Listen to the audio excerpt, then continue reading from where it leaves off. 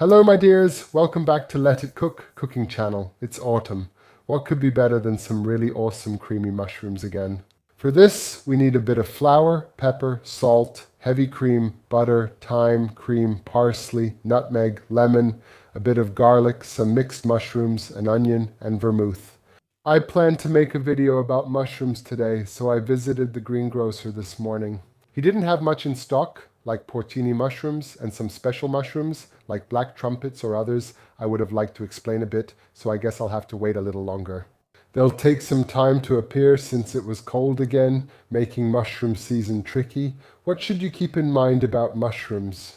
First of all, most mushrooms behave like a sponge. Unless it's an agaricus or a champignon, they absorb a lot of water, so don't rinse them with water. That's just a bit of forest soil, that doesn't matter at all. If there's something small on it, just scrape it off a little. You could wash the agaricus because that's the mushroom with the firmest structure and it can handle it, so that would work. And now you just go ahead and cut the agaricus into 6 pieces. You can also just do 4 depending on how big you want them later or how big the mushroom is. About 4 to 6 roughly.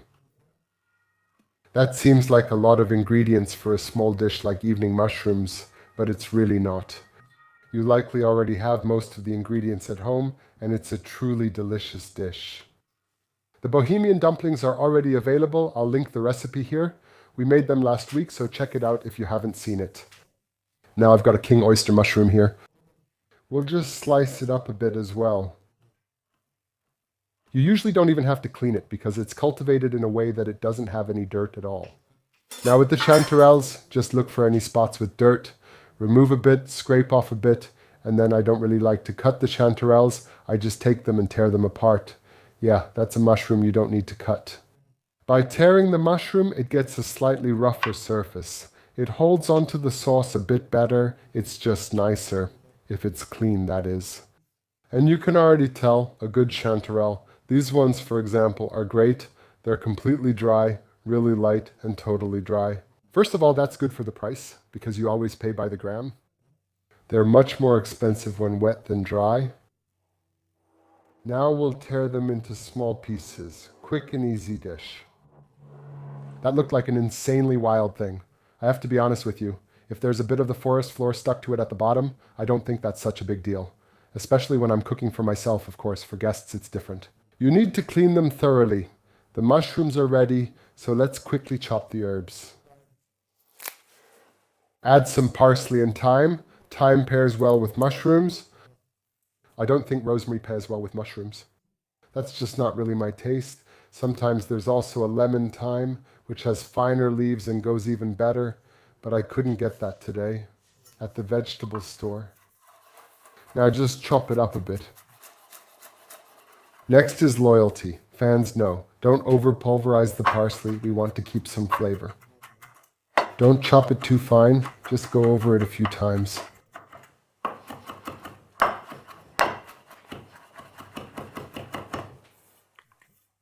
Okay, get the pan nice and hot.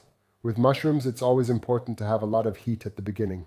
If there isn't enough heat, they'll release water and just boil instead of developing roasted flavors. So start with a good amount of heat. The garlic clove, we don't want to eat that. If we just crush it and add it in, then we won't smell as much. Just smack it with your palm and we'll add it. Next, put some butter in the pan. We'll add the onion first. Then let it cook for a short while, just until the onion softens a bit. Just a few seconds, you'll see. Yeah. And now let's go. Really, I'm turning it up to boost, to power, the highest level I have, and now I'm adding all the mushrooms, and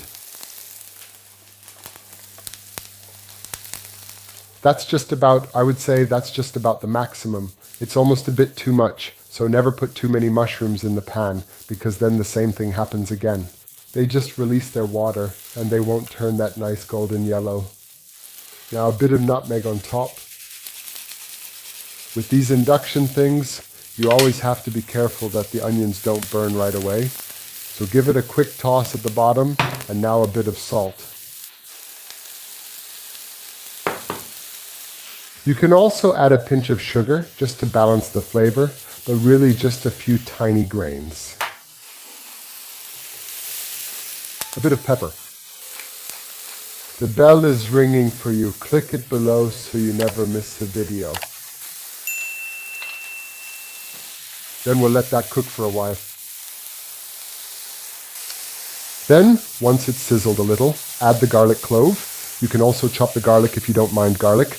I think garlic and mushrooms go well together. Those two like each other, so you can chop them up a bit, or use a garlic press if you have one at home.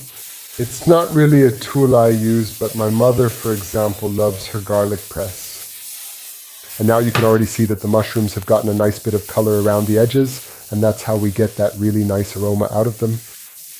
Porcini mushrooms, for example, if you have those as well, I would always fry them separately because they release their water very quickly, and they also need to be spread out individually.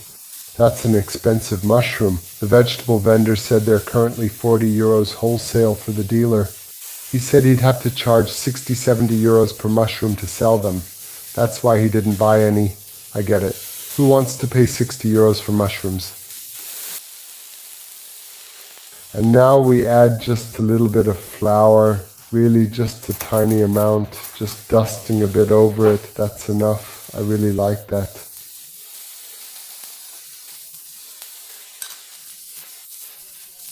We want it to be creamy, so the cream shouldn't be too thick, rather more liquid than firm. I think there's nothing more disgusting, sorry to say, but there really is nothing more disgusting. Like those lumpy and tough creamy mushrooms, where you almost have to scoop them out with a spoon. Yeah, that's just not tasty. Okay, and now you deglaze with a bit of vermouth. You can also use white wine, or you can leave out the wine altogether. Just use a splash of broth if you're cooking for kids. That's no problem at all. So just pour it in and let it come to a quick boil. But I still want to keep a bit of the vermouth flavor in there, so I'm going to add the cream right away. And you'll see that it won't take long for it to start thickening, but not too much. It should remain fairly liquid. We'll let it simmer briefly. Then, very important, I actually think it's almost the most important thing, is fresh lemon juice in cream mushrooms. That gives the whole dish a really nice freshness. Wonderful, it just smells wonderful. Let's try it. There's already some thickness, so it only took seconds. Those few grams of flour thickened it enough. If you add too much flour, it'll just turn into glue and nobody will be able to eat it. Okay? There's still a bit of salt missing here. A pinch of pepper.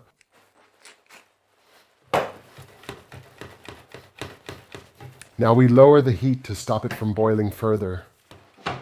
Now it has the right viscosity.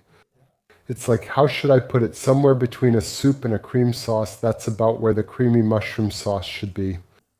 Let's try again. Oh yes. Just like that. Now we remove the garlic clove like this. Now add a bit of herbs. Quickly tidied up, let the sauce come to a boil again. Now we add a bit of heavy cream. And that's it. I'll tell you right away, that's what always makes my creamy mushrooms stand out a bit. Because people used to say in the restaurant, they're so nice and airy, and that's exactly it. And now just fold this in once so that the cream is just gone. Yeah, like that. And that's enough. Like that. These are awesome creamy mushrooms. That's how they're supposed to look, and not any other way. Not that overly firm kind exactly. Now just pour a bit more sauce on top. Place 2 Bohemian dumplings in the center. A nice sprig of parsley on top, so it looks good for the photo. And now, what can I say? I do feel a bit sorry for you sometimes. I admit it, because I always get to dig in. You have to watch, but you have the advantage that now you know how it's done. Try it yourselves now. I'll taste it for you. Whether it tastes the way I think it does, well, I already seasoned it, so I know it tastes really good.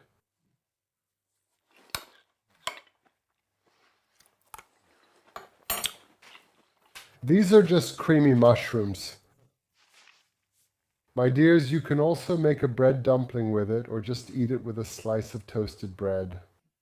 Try it out, leave a like, subscribe, comment actively, tell your friends. You already know the old story. See you next week on Let It Cook Cooking Channel. Take care.